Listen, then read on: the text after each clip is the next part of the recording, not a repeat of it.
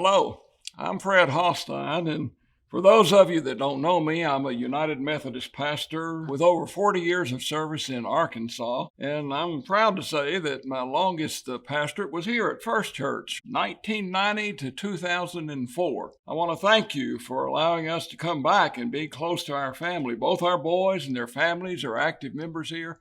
And what a blessing it is to be able to be with those that we love and to be with our family in worship and in service. I want to thank you for that. Getting into all this controversy is really not easy for me. I'm not a crusader, and dealing with painful conflict is not easy for me to do. I'm making this video because several of you asked me to do it, and because I've really come to the conclusion that it's irresponsible of me, and in fact unfaithful to my Lord, to just be quiet on something that's of such importance to our church and to our denomination. I hope you don't mind my using notes here. My memory's not nearly as good as it used to be, and I don't want to keep you forever while I'm trying to think about what I'm trying to say. Well, first, it's important to say that dealing with these issues, it's been a long time coming, and it's not anything that we have done around here to bring it on. No matter the result of the vote, our congregation and thousands others all across the world are going to divide.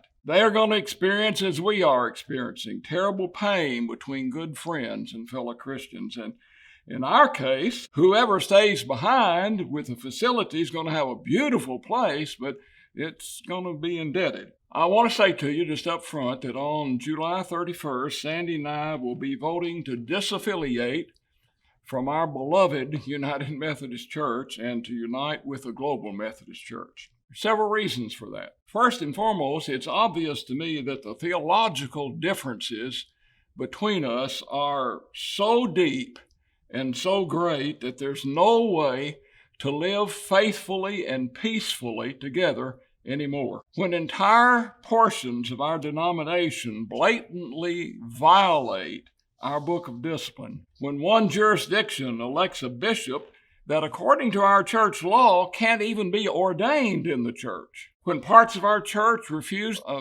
trial to happen of a bishop whose teachings, I believe, are in direct violation of our articles of religion, challenging the divinity of Christ, the virgin birth, the Trinity, and the resurrection. For instance, these are our first three articles of faith. What are we to do?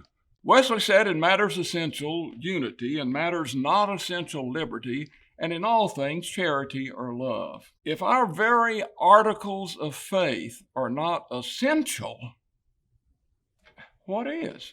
Even though John Wesley remained a minister in the Church of England all of his life, rather than encourage the establishment of a tie with the Church of England, he not only allowed, but he helped organize and oversee the growth of a separate Methodist Episcopal Church here in America, because he saw how difficult it would be for this new church to grow with all the hostilities and differences they had experienced through the American Revolution. And so rather than stay and keep fighting any further, I really believe it's more loving and it's more gracious and it's the best for us all, like Paul and Barnabas, to bless each other and then each go our own separate way. Of course, the presenting issue in this debate has been that of homosexuality and Christian marriage. I truly do love and respect many members of the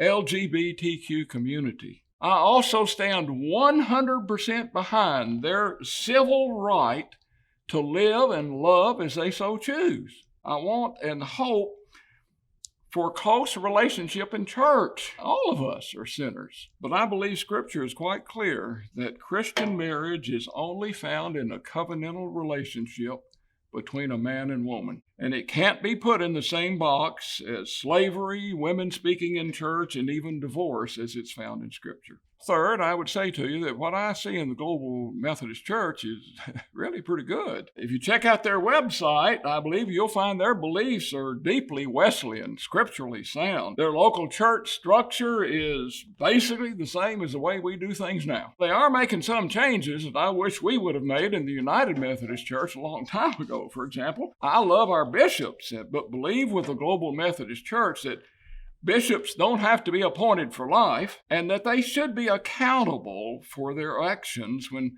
they are in direct opposition to what we believe and stand for. There's no trust clause there, so we won't have to worry about ownership of our facilities any longer. We've needed to restructure the massive boards and agencies of our general church for a long time. It's long overdue. And we need to come up with a new understanding of our common ministries through our apportionment system. Most local United Methodists see our apportionments as a kind of denominational tax. And rather than enhance and enable our ministry, they have strangled many of our mid and smaller sized churches especially. Although there's to be tremendous support by bishop and cabinet, each local church will be given more freedom and involvement in choosing their pastor.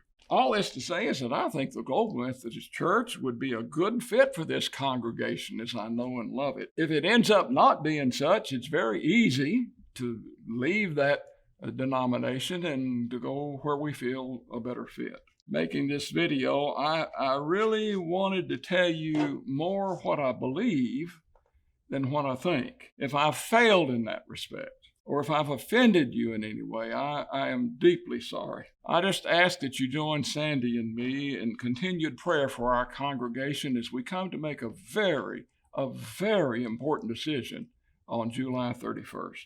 If you're able, no matter which side you're on, please show up and cast your prayerful vote on what you believe. There are many times in Scripture in which God's people were called to stand up and be counted. And I believe that's a time for us right now.